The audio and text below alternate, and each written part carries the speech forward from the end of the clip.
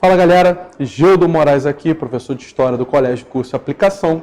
E hoje a gente vai falar de um assunto muito interessante que traz à baila aí uma série de discussões, uma série de pautas que é importante a gente deixar claro aqui. Exatamente por isso, eu escolhi essa frase aqui para começar. Ó.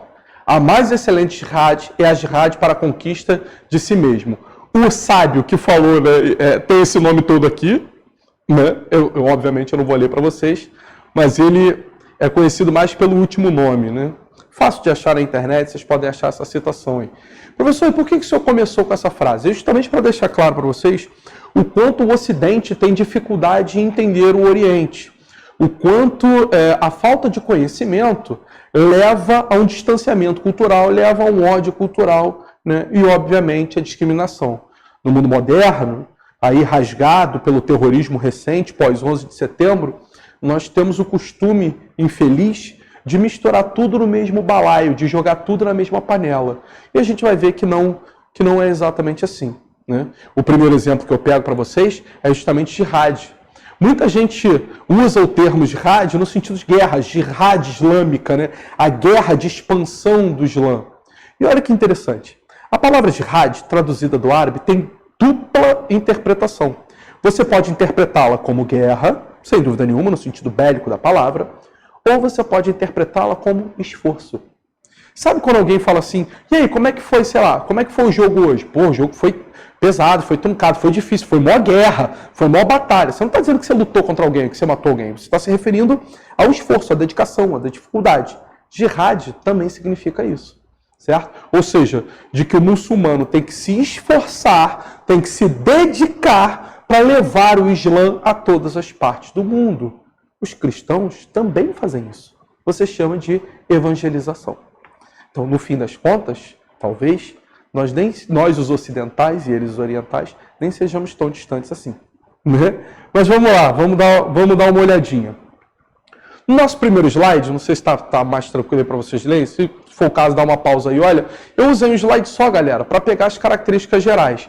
Primeiro ponto, inclusive por isso até eu escolhi, tá aqui, ó, eu escolhi essa imagem. O Alcorão. Eu peguei de propósito, justamente para desfazer uma questão aqui para vocês.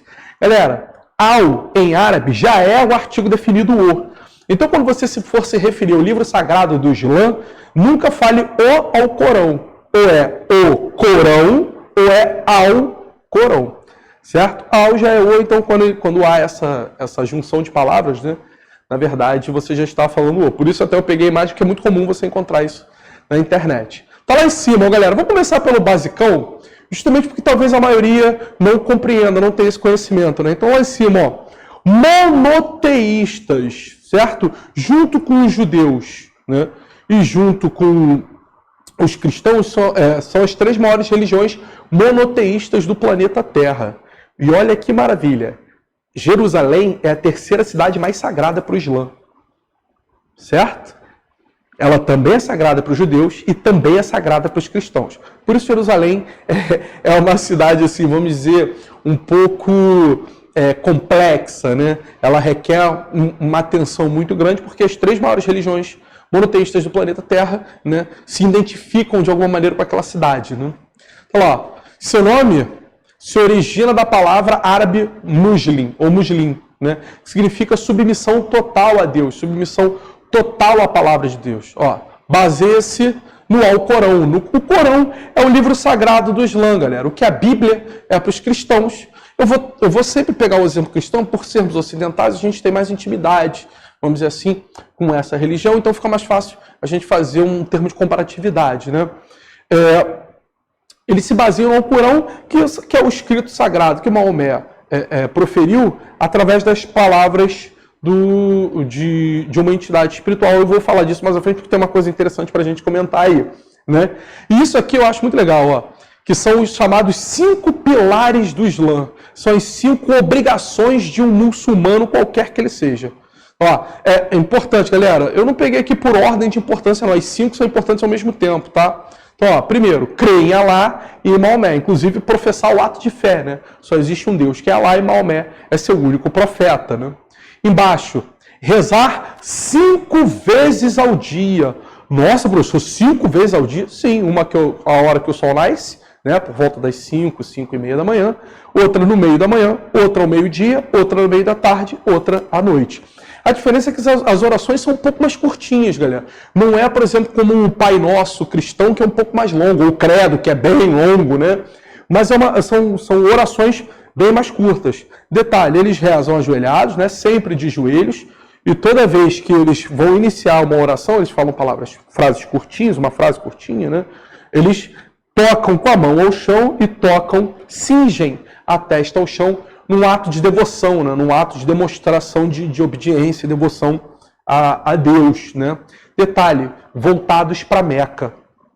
Tá, galera? Professor, na Arábia Saudita? Não, onde quer que eles estejam no planeta Terra. Não importa, em qualquer lugar do planeta, quando dá o horário da oração do muçulmano, ele coloca um tapetinho no chão, né? Um tapetinho pequeno, curtinho, como se fosse um jogo americano, né? Se ajoelha, sempre voltado para a cidade sagrada de Meca, até porque lá que fica a Kaaba, a pedra negra do Islã, né? Lá é a capital, é a cidade mais importante do Islã, né? Jejuar durante o Ramadã. Galera, isso é uma outra coisa que eu acho interessantíssima, né? Vamos lá. Durante o Ramadã, os muçulmanos fazem o que a gente chama de purificação espiritual. Eles se abstêm de qualquer tipo de alimento, inclusive de atos sexuais também, né? Da hora que o sol nasce à hora que o sol se põe. Neste período de tempo, eles não podem comer nem beber absolutamente nada. Certo? Aí você fala, nossa, professor, que complexo, né? Que nível de dedicação e tal. Pessoal, os cristãos fazem a mesma coisa. Fazem algo muito parecido, né? Logo depois do carnaval, que é uma festa do corpo, que é uma festa da carne, você tem a quaresma. São 40 dias de jejum.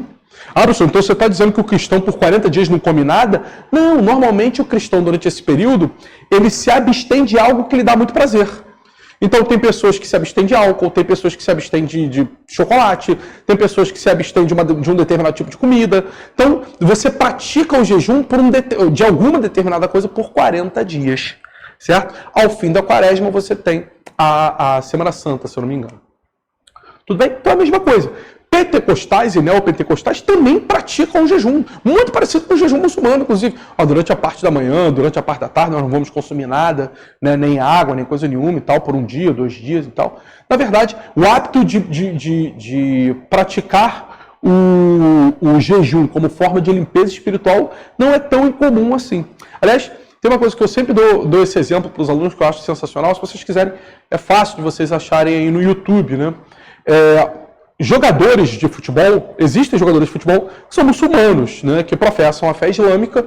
Entre eles, eu sempre gosto de citar, porque é um exemplo famoso, ainda mais recentemente, dado o hype do time, né, foi agora campeão inglês depois de tantos anos. Para quem não sabe, o Liverpool, né, que é o time que eu estou me referindo, nunca foi campeão da Premier League, né, no formato em que ela tem atualmente, né, é a primeira vez agora. E, obviamente, estou me referindo a Mohamed Salah, que é meio campo do time do Liverpool e é egípcio. E ele é de religião muçulmana. Durante o Ramadã, os jogadores de futebol também cumprem o jejum. Ou seja, você imagina um jogador de alta performance, né, porque eles são jogadores de times tops do planeta, em que o cara acorda, e aí 5h15 da manhã, que é o horário que o sol nasce, ele já não pode comer mais nada. Jogadores de futebol tomam café da manhã, tomam a colação, o almoço e o lanche da tarde antes de jogar, que é justamente para manter a taxa de energia. Ele não come nada, nem bebe nada, nem pode. O cara entra em campo, às vezes o jogo é 3 da tarde, o sol só vai se pôr às 5. O cara entra em campo, joga sem beber água. E aí, olha que interessante. Se você entrar no Google, isso na verdade é fácil de conseguir. No passado já tinha isso. Você consegue saber o horário exato em que o sol nasce e o sol se põe. Dá para saber, em qualquer parte do planeta Terra. Tem lá uma lista exata, né? O sol nasce às 5h33 da manhã, né? E vai se pôr às 6h08 da noite. Dá para saber, com certeza. E aí, cara, durante o jogo de futebol, os jogadores estão lá jogando e tal, beleza. Quando os caras olham no relógio e veem que o sol vai se pôr, tipo assim, o sol vai se pôr às 6h08 e são 6h06, um jogador finge se machucar. Eles criam lá um motivo para parar o jogo. Por que para parar o jogo? É o tempo necessário que os jogadores muçulmanos têm para ir na beira do campo, poder beber uma quantidade maior de água, né? Não é normal os jogadores beberem muita água, primeiro que pesa, né, na barriga para correr. E segundo, que aquela água já tem glicose diluída nela, então você não precisa beber, né? A própria mucosa já absorve. Então você não precisa beber grande quantidade. Então o tempo que os jogadores muçulmanos têm para repor, né, o líquido, para poder beber água, os caras estão desesperados, né, beber água e poder consumir um pouco daquele carboidrato para poder voltar a jogar. Então uma forma assim dos outros jogadores, eu acho isso muito legal, né? Nunca vai ser só um esporte, é sempre mais do que isso, né? Como a galera gosta de dizer, nunca é só futebol, né? É uma forma do mundo respeitar a religião dos caras e ao mesmo tempo poder manter aí a mágica do futebol como ela é, né? Então, outra coisa, que dar esmola aos pobres. Galera, a caridade é obrigatória no Islã, certo? Dar esmola aos pobres é obrigatório. Não à toa, se um dia você visitar uma cidade que exista uma mesquita, né? Você vai ver, não é o bairro de Mesquita, tá, gente? É a mesquita, é o prédio sagrado, né? O templo do Islã. Você vai ver que é muito normal, que é muito comum ter mendicantes na porta, porque uma vez que alguém peça uma esmola, o muçulmano ele é obrigado a dar. Eu li uma vez, né, uma curiosidade, que nos Emirados Árabes Unidos, se eu não me engano em Abu Dhabi, algum daqueles Emirados Árabes Unidos, não há imposto, né? Simplesmente porque a máquina pública é paga pelo próprio emir, né, pelo próprio sheik. Então o cara vai lá e pergunta, quanto é o custo anual da educação no país? Sei lá, 30 milhões. Ele vai lá e paga do próprio bolso, né? Sim, do próprio bolso das riquezas do país, obviamente, mas acho que vocês entenderam o que eu quis dizer. Quanto é o gasto com defesa? Tanto, ele vai lá e paga. Então, você não precisa pagar o imposto para sustentar o Estado, com uma exceção. O Estado vai lá e separa um pedaço da tua renda, em forma de imposto, né? Justamente para dar de esmola às pessoas, como forma de esmola, para vocês verem o quanto a caridade é importante no Islã. Tem uma outra lei que não está aqui, né? Não é um dos 5 pilares do Islã, desculpa, não é um dos 5 pilares do Islã, mas ela está aqui, que é chamada lei de hospitalidade. O que é essa lei de hospitalidade, galera? Se alguém bate na porta da casa de um muçulmano pedindo teto, comida e água, o muçulmano é obrigado a dar, mesmo que seja seu inimigo. Isso é uma lei do Islã. Inclusive, há relatos, né, de quando os soldados americanos invadiram lá o Afeganistão, por exemplo, lá em 2001, né, muitas famílias de tribos que viviam ali nas montanhas do Afeganistão acabaram sofrendo ataque de talibãs, porque os soldados americanos chegavam nas aldeias, nas vilas, né, muitos deles, às vezes, perseguidos pelo Talibã. Você tem que lembrar que o número de talibãs ali era muito maior, os caras tinham um conhecimento muito grande do território, né? O Afeganistão é um território inóspito, né? Muita gente diz, inclusive, que o Afeganistão é o cemitério dos grandes impérios, né? Tá aí os soviéticos em 79 que não me deixam mentir, né?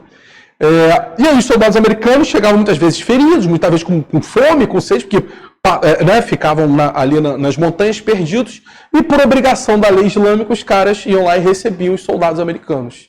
E aí depois que os soldados americanos saíam, o Talibã ia lá e atacava essas aldeias, né, punia essas pessoas, porque elas tinham dado guarida ao inimigo, quando, na verdade, o que eles fizeram foi obedecer a um preceito sagrado do Islã, né? Então, dar esmola aos pobres, está aqui, né? E ir a Meca, certo? Que é a cidade sagrada do Islã, uma vez na vida. Galera, entenda o seguinte. Meca fica lá na Arábia Saudita, né? É uma cidade. Imagina que você nasceu aqui no Rio de Janeiro. Rio de Janeiro, que maravilha. Você é muçulmano, certo?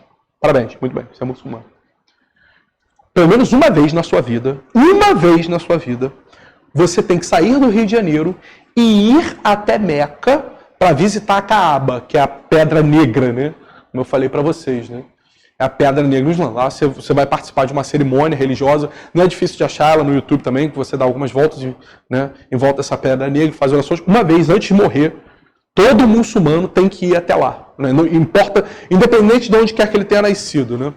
E aqui, ó, no Islã, não há separação entre homem e Deus, não há sacerdotes. O que há são sábios. Né? Mas não há assim um sacerdote tradicional como um padre. Se você for uma mesquita, por exemplo, e olhar, você vai ver que ficam todos orando, né, de frente lá para um altar, tá? Não há imagens, o próprio Maomé não é representado em pinturas, isso não é permitido. Toda vez que ele tem que ser representado com um véu no rosto, isso não é permitido. Né? Então não há sacerdotes no Islã. Beleza? Mas galera, como é que partindo desse princípio, como o Islã se tornou uma das maiores religiões do planeta Terra, professor? Isso, pessoal, é assunto para um próximo encontro. Tudo bem? Beijo no coração de vocês, até a próxima.